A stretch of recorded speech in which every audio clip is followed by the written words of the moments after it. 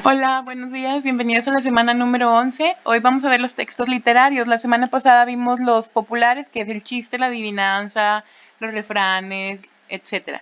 Hoy vamos a ver que los textos literarios son aquellos que nos expresan sensibilidad hacia el mundo interior de la persona que desarrolla este tipo de textos. Pueden ser narrativos, líricos o dramáticos. Cuando hablamos de lo narrativo, quiere decir que son los cuentos, novelas, mitos, leyendas que nosotros conocemos y que por obvias razones llevan un orden, entre ellos un planteamiento, que es cuando nos presentan a los personajes, el tiempo, el espacio en el que se da y en este caso cómo podemos conocer un poco más de la historia, que es cuando empieza. Había una vez en el reino de muy lejano, como el de Shrek, ¿se acuerdan? Entonces ahí es donde nosotros nos podemos dar cuenta dónde se plantea la situación. El desarrollo es avanzar los acontecimientos que ya nos van narrando un poco más la historia de lo que está sucediendo. El nudo es el momento decisivo, el clímax, como se le conoce, aquel momento de tensión en el cual el personaje tiene que decidir hacia dónde se va. Y obviamente el desenlace, pues ya es la parte final, cómo termina nuestra historia en este caso. Cuenta con un narrador siempre, que quiere decir que es una persona que empieza a decirnos o a contarnos la historia, ya sea verdadera o falsa, que en este caso pueden ser los mitos o las leyendas. De este narrador podemos observarlo en tres formas: primera, segunda y tercera persona.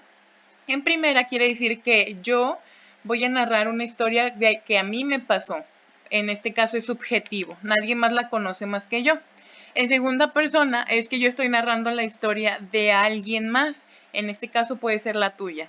Y en tercera persona quiere decir que nada más el narrador es un testigo, como cuando nosotros vemos a lo mejor un incidente, un accidente dentro de algún lugar en el que estábamos cerca, nosotros damos la versión que conocemos, entonces ahí es en tercera persona, porque nada más fuimos un testigo, no fuimos parte del accidente.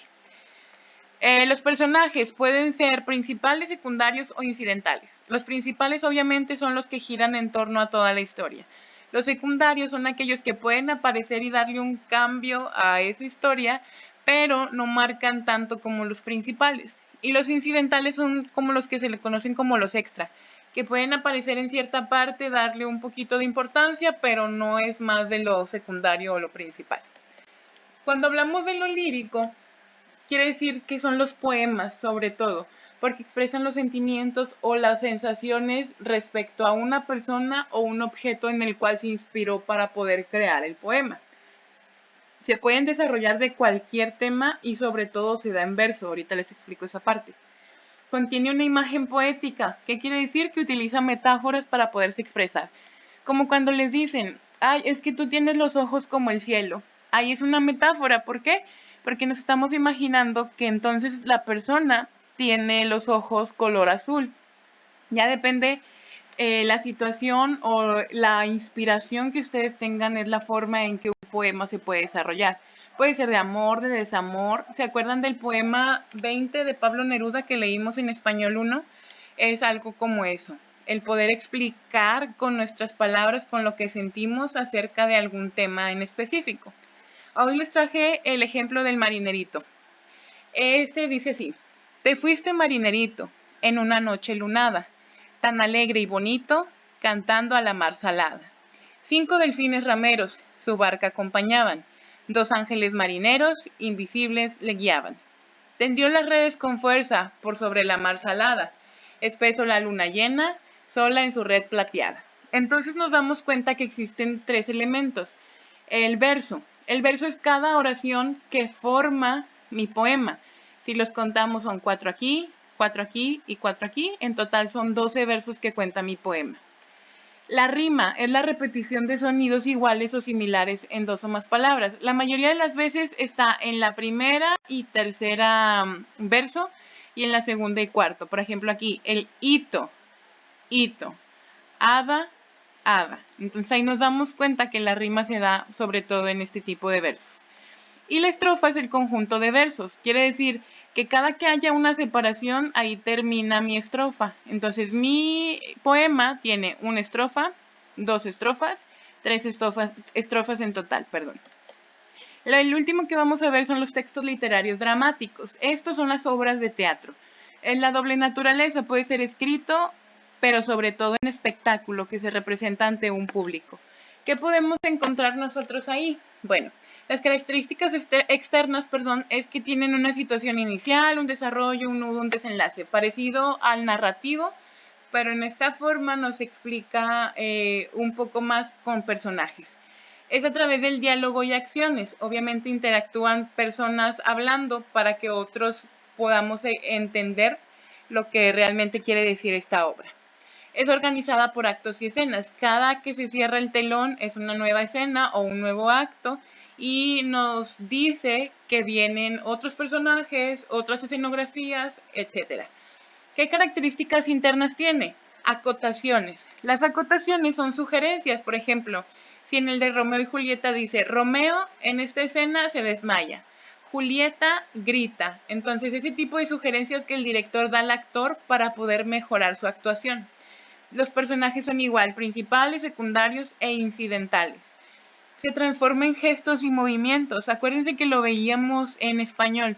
Entre más mi cuerpo refleje lo que quiera, no tengo que expresar tanto con las palabras. Entonces, la obra de teatro es eso. Hay mucha, en este caso, corporabilidad. Quiere decir que nuestro cuerpo, nuestros movimientos van a reflejar más de lo que estoy yo diciendo o explicando. Tiene que haber, obviamente, música, iluminación, escenografía y vestuario. ¿Por qué? Porque si no, la historia se pierde si nada más estamos platicándola.